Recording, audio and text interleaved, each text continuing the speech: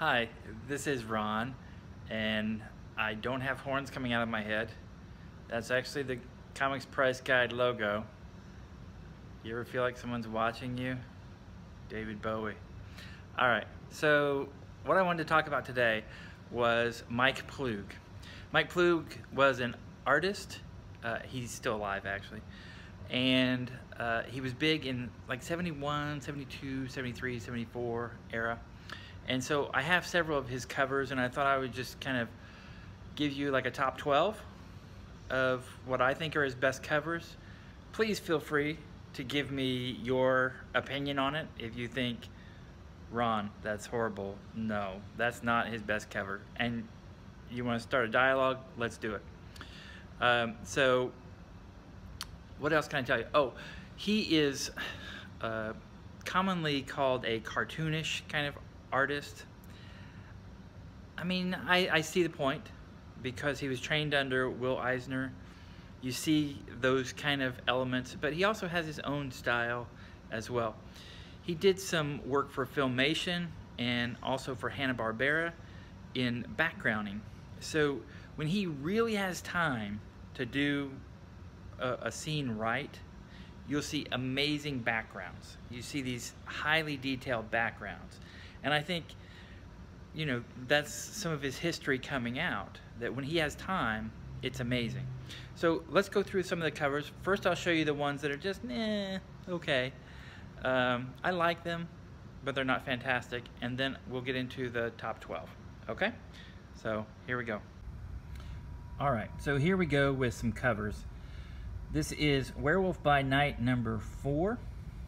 It's got some action in it. The cowboy is shooting, and the girl is being dragged along, and Werewolf is hanging in a tree. So it's kind of a fun cover. You can see a lot of details in the background, the gnarled wood of the tree, the shot just barely missing. Here is a Kull the Destroyer, number 13. So he worked in Kull for a few issues, 5 issues I believe, starting with number 11. This is number 13. Kull always feels like one of those things, it's like an infomercial, because it always says at the top, from the creators of Conan, Kull the Destroyer. Here's a Werewolf by Night number 13. This is in his second run at Werewolf. He did 1 through 8 and then 13 through 16. So it looks like he spent a lot of time on the creature Taboo. He's got a lot of detail on it, and the werewolf is attacking him, grabbed by the throat, and he's clawing at his chest, and the background is creepy and smoke is rising, and I think it's a great cover, except for the girl up front.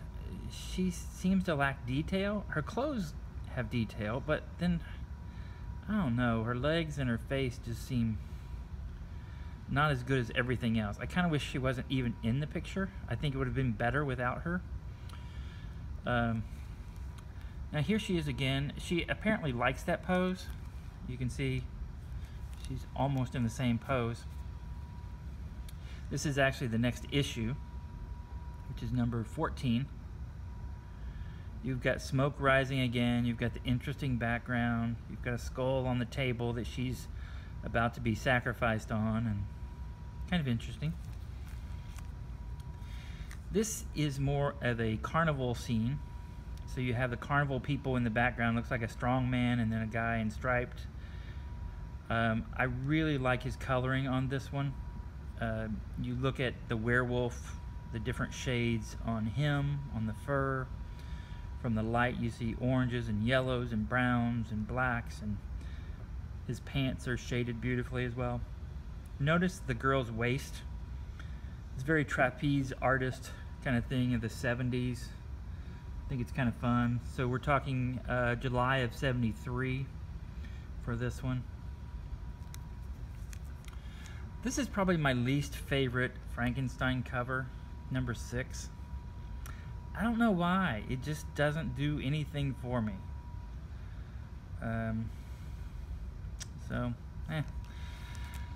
Here's another Kull the Destroyer from the creators of Conan. The girl is again laying in front. He spent more time on her this time though. So this is a nice cover. I mean, I like the guy running down the stairs with the skull head, and he's got the chain going after, and the girl's the Princess Leia outfit. I mean, so you can see there's a lot of interesting things that draw your eye to all over the place. His hand seems to be the focal point. Here is Werewolf by Night number 16, which is his last issue on Werewolf by Night. It has Hunchback of Notre Dame. I'm not sure how he's holding on to this bell while it's ringing and whatever, but okay. Not my favorite. Alright, so now these are the top 12, what I would consider to be his top 12 issues or his covers. This is Werewolf by Night number 6. He's again in the carnival. The guy has this elongated look to him. And he's chained up. You've got a muscle guy in the front again. It's just a cool cover. This one really shows his background work. Look at the background.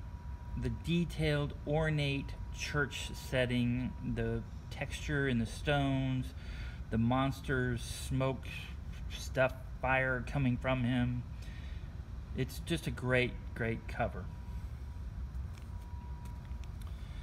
Here is the first Frankenstein one. This was what I would call a number 10 best cover that he did.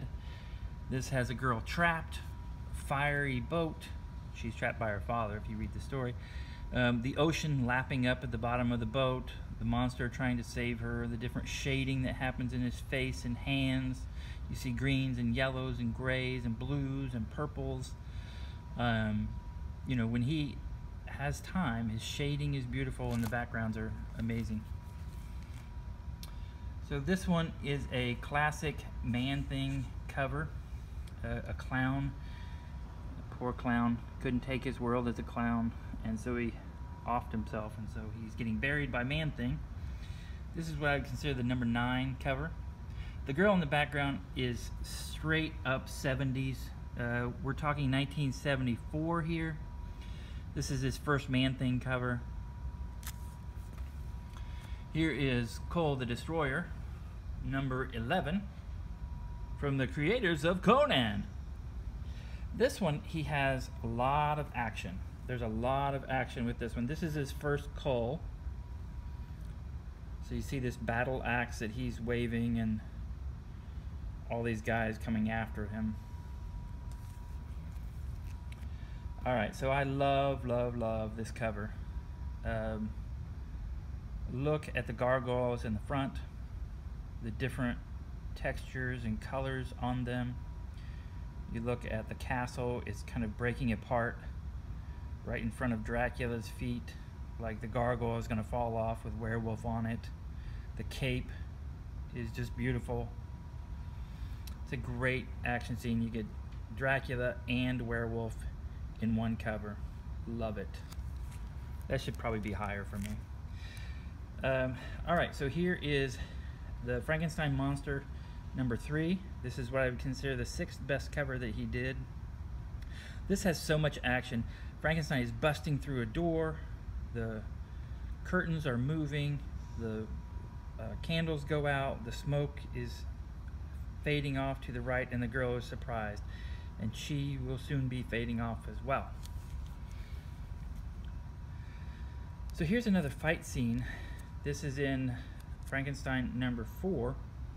This is number 5 for me. This is the 5 best cover that he did. I love how he's punching this guy, swinging his arms. He hits one guy and he misses the other guy. The guy with the rock is about to bash him on the head. Now if you notice the guy with the rock, it looks like he's got armpit hair that's growing out there. That is actually the hair of his head, but I like to think of it as long armpit hair. He's going to braid it. Frankenstein, I would say this is his 4th best cover. Again, the details in the back. You have this old house in the back, you have the sun setting, you have Frankenstein's hair moving and the hair for his bride, and the cloths that wrap her, the snow kind of piling up under his feet. It's just a beautiful cover. Here is Marvel Spotlight on Werewolf. This is his second cover, so we're talking 1972. And look at all the action that you have with this cover. You have Werewolf jumping in. Because his hand's closer, it's much bigger than his foot that's in the far away from the shot. You've got a guy shooting at him with the shells flying everywhere. The girl raising her arm and her coat comes up, and the monster breaking free with the chains and the belt. Just so much action in that cover. This is actually his first cover. This is Marvel Spotlight number 3. I would say this is his second best cover, so he was close to getting it right at the beginning. You see the texture in the stone and the brick, and then you have this creepy guy named Craig with this arm, this metal arm that's going to attack him and beat him, and you see the emotion on Jack Russell's face as he's werewolf. And I think emotion on a werewolf is really hard to capture, and he's kind of pulling at that chain and it's kind of breaking free, and it's just a great action. And this is what I would consider to be his best cover. The Monster Frankenstein number 1. There is so much action in this pose. The monster breaks free from his leather belting. His ribbons are flying everywhere. His arm is coming after him. Frankenstein drops his vial and it starts smoking on his counter there. Other vials are falling over. The surprise look on his face. It's just fantastic cover. So that's my take on Mike Ploog. I hope you enjoyed it. Till next time.